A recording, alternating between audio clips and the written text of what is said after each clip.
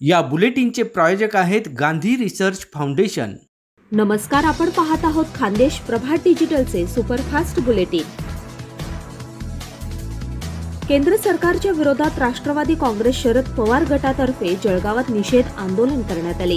केंद्र सरकारने नुकत्याच जाहीर केलेल्या अर्थसंकल्पात महाराष्ट्राच्या पदरात काहीच मिळालं नसल्याचा आरोप करत राज्यातील मुख्यमंत्री आणि उपमुख्यमंत्र्यांनी पदाचा राजीनामा द्यावा अशी मागणी करण्यात आली।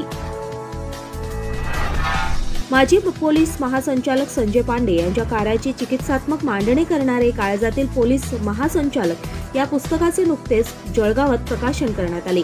पोलीस नाईक विनोद पितांबर अहिरे यांनी हे पुस्तक लिहिले असून यापूर्वीही त्यांची 2 पुस्तके प्रकाशित झालेली आहेत।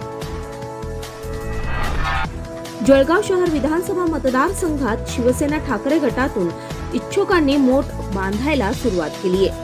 यात महापालिकेतील माजी विरोधी पक्षनेता सुनील महाजन हे पत्नी जयश्री महाजन यांच्यासाठी तर जिल्हा प्रमुख विष्णू भंगाळे हे स्वतः इच्छुक आहेत।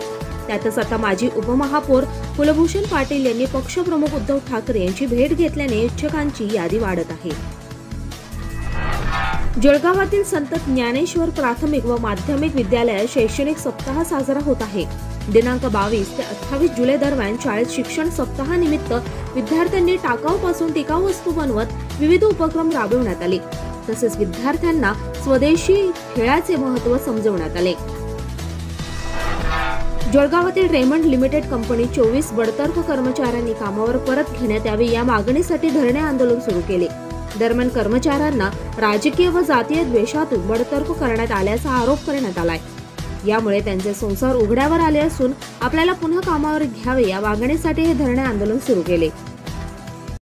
गांधी तीर्थ निसर्गाच्या सानिध्यात महात्मा गांधींच्या जीवनावरील जगातील पहिले मल्टीमीडिया म्युझियम आजच भेट द्या। गांधी तीर्थ, जैन हिल्स, जळगाव। अधिक माहितीसाठी www.gandhifoundation.net वर विजिट करा। या होत्या काही विशेष घडामोडी। यासह इतर बातम्या पाहण्यासाठी आमचे YouTube चॅनल सबस्क्राइब करा। पुन्हा भेटूया, तोपर्यंत नमस्कार।